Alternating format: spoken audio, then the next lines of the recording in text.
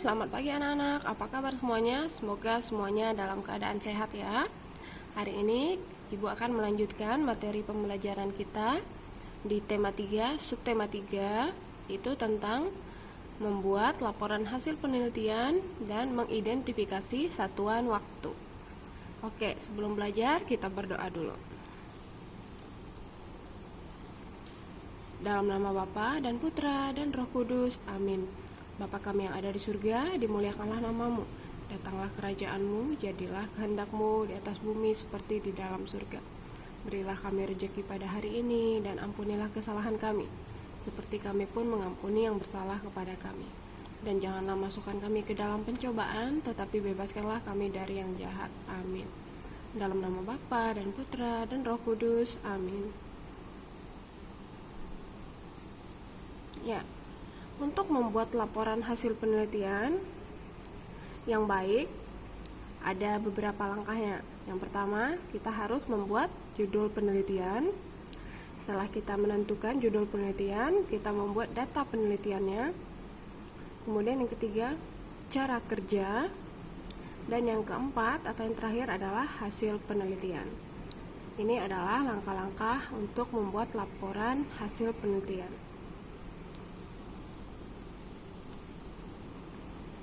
Nah, sekarang kita lanjut mengidentifikasi satuan waktu. Apakah anak-anak tahu satuan waktu apa saja? Ya, banyak ya. Ada menit, ada detik, ada jam. Itu yang sering kita gunakan.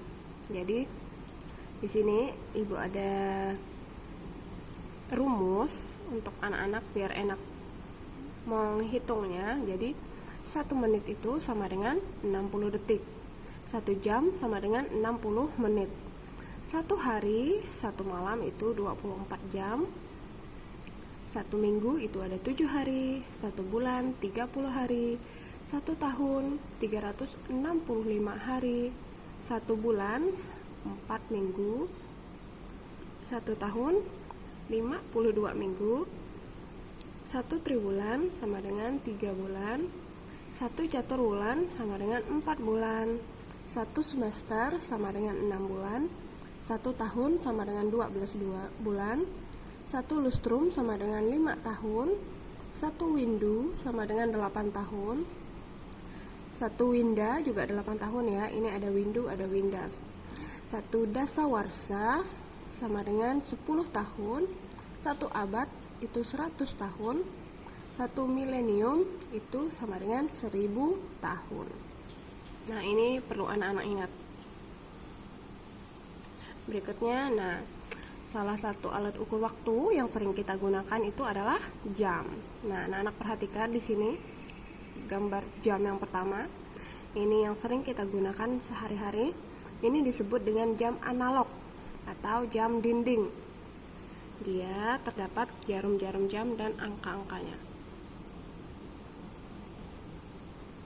Nah, pada jam analog terdapat jarum jam untuk menunjuk angka-angka yang terletak pada jam.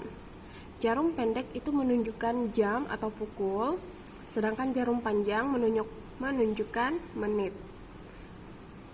Seperti gambar jam di bawah ini, anak-anak bisa lihat. Kita lihat jarum pendeknya. Jarum pendeknya ke angka 3, berarti 03 titik.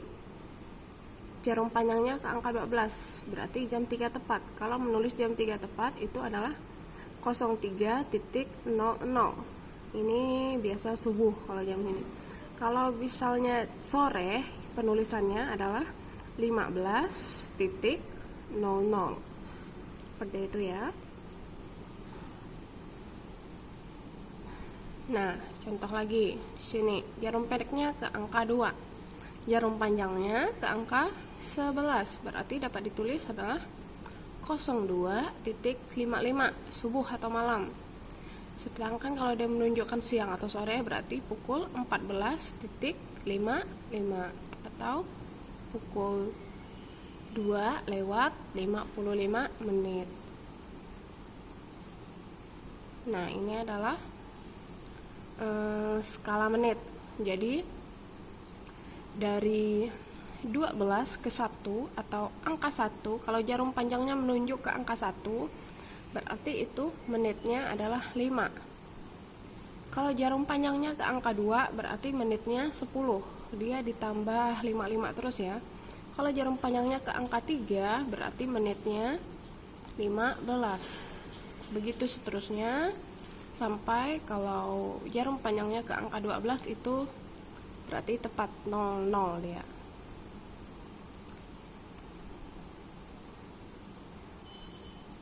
Nah, cara membaca jam. Angka jam yang berlaku adalah angka yang ditunjuk oleh jarum pendek atau angka yang baru dilewati jarum pendek. Anak-anak bisa lihat gambar jam yang pertama, jarum pendeknya itu menunjuk ke angka 11. Sedangkan jarum panjangnya itu melewati 2 garis dari angka 2. Berarti tadi kalau di angka 2 itu adalah 10. Garis yang pertama itu adalah 10 lagi. Maaf, bukan 10, 1 maksud Ibu. Jadi 10 kita tambah 1. Karena ini dia, anak-anak bisa lihat ke garis yang kedua, berarti itu 12. Jadi jamnya bisa ditulis adalah jam 11 lewat 12 menit. Sedangkan gambar yang kedua, kita lihat jarum pendeknya itu belum mengarah ke angka 6, berarti dia, kita lihat sebelum angka 6 adalah angka 5. Berarti dia jam 5 lewat 52 menit.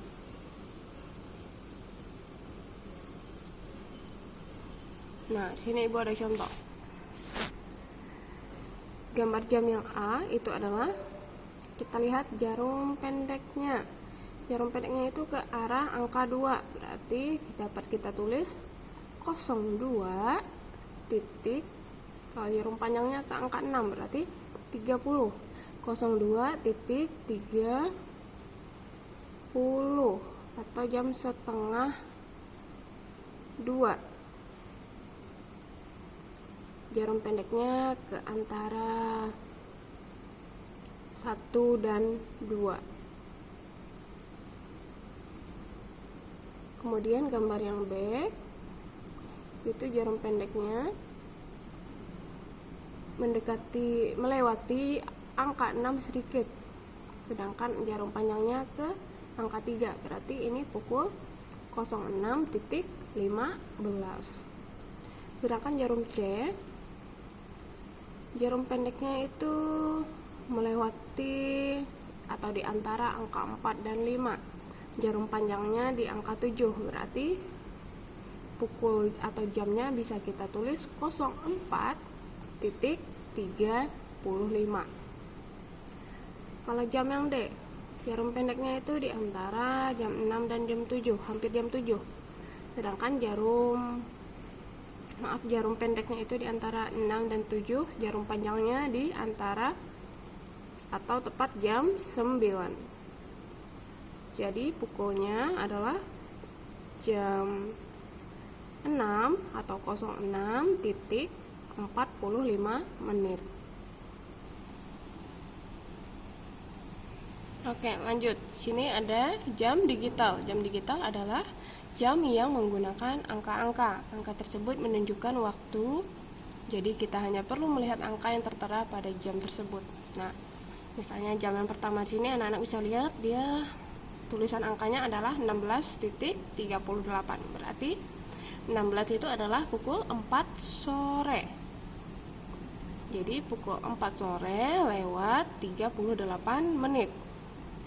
Sedangkan gambar yang kedua itu ada 13.24. Berarti ini adalah pukul 1 siang lewat 24 menit.